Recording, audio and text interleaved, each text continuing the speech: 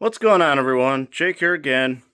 Today I just wanted to make a quick video showing off one of my recent purchases. I've had it a couple weeks now, but found another hearse. Price was too good to pass up. I literally pretty much paid scrap price for the thing. I paid less than I did for my other car that's older and worse shape, which is kind of funny. But yeah, so I just wanted to show it to you guys. I've just been doing a little bit of work to it and took it out to the big Hearse Fest in Fowlerville this year, which was super cool. Our first time there. Um, yeah, that's just gonna cut this short and let's go take a look at it. All right, so here it is, guys. So it's an '02 Caddy DeVille body. It was built by Sayers and Scoville. So I actually learned replacing one of the taillights on this that all of this is fiberglass. I would not have guessed that. It's just a whole fiberglass body piece that they put on here on the frame and everything when they build them. So they probably chopped the car about here, and then all of this was custom. But so it's a pretty good shape. It's pretty dirty right now. Just, the road I live on, a lot of traffic driving by just makes all my cars filthy. Yeah, it's a pretty nice shape. It's still got the strobe light up there, and it works. There's a switch in here to turn that on. Interior's in really good shape. Seat's not tore or wore or anything. Well, it's got a little bit of some stress marks here, but other than that, this is Frank and Joe and their little goat, Billy Bob. They're just hanging out in here. But yeah, here's some more of the interior. It's a really nice shape. Though the radio is not working, I gotta fix the radio, and the power antenna for some reason is not working. We bought this from a younger girl, and she said that they were working last she drove it, but currently they're not. Actually, they haven't worked since we got it. But that's right. You can either pull one out of another DeVille or just throw an aftermarket one in there. But I'll show you, it's got 89,000 miles on it. It had 88 some when we got it, but my girls was daily driving it for a while until I had to park it, do some more work to it. I'm going to fire it up. Fires right up. It runs good. Unfortunately, it has the North Star.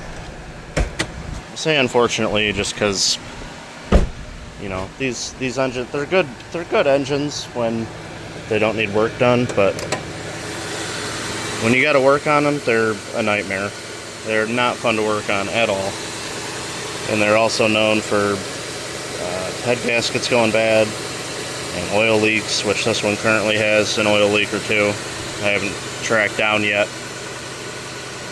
I mean, it runs good, it drives good, it shifts good.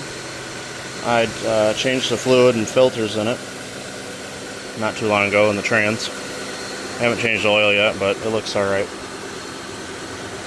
But the reason the girl we bought this from quit driving it is because one of the rear brake lines blew. So the first thing I did when I got it was replaced both the rear lines running back to both sides. There was I think on the passenger side there was connection or whatever, so I was able to, the lines from the connections going up looked alright, so I was able to just unhook there and run everything new all the way back, and that fixed the brakes. And the other thing I had to have done, well, a few more things. I did replace the fluid and filters in the transmission because it was over full and it was kind of shifting funny. The fluid also looked really cruddy when I took it out. Quiet, you loud truck. But I also had to have one of the rear suspension cradle mounts was rusted, so I had to have a friend of mine weld that in, make it good for the road. But vinyl's really nice. There's one little tear right here I should probably put something in to keep it from spreading. These light up and work. And you got these big side doors. And down here is just storage, a spare tire, and jack and stuff like that. And then this is our old casket, I guess, casket coffin, whatever you want to call it. Super old wicker one that my girl had to have. I picked that up at Hearse Fest. Try to be careful here. There's nothing really in here, but it's a pretty cool piece. I don't know what year this would be from. All the rollers work. All the inside's real nice. No damage in here. Lights. And a nice fake marble floor. But yeah, real nice there. Worst part of this car is this rear door. You can see this corner is gone. Put my fingers right in it. It's starting over here in this corner also, you can see. And then the hole underneath. Whole bottom of this thing's rotten and gone. So I've been trying to find a parts car with a good door on it. I found one, but the door opened the opposite way, so it wouldn't have worked. You can see here, custom built S&S coach, which is Sayers and Scoville. I did a lot of these, but. And then this is the taillight I had to replace. As you can see, there's some marks here. It hit something or someone hit them, but there was a big hole out of the other taillight. And the girl we bought this from included a new taillight for it. So I got that put in. And the other thing I don't know is it's got this, almost looks like oil spots. And it's on both sides, just on the corners. And I don't know what in the world it is.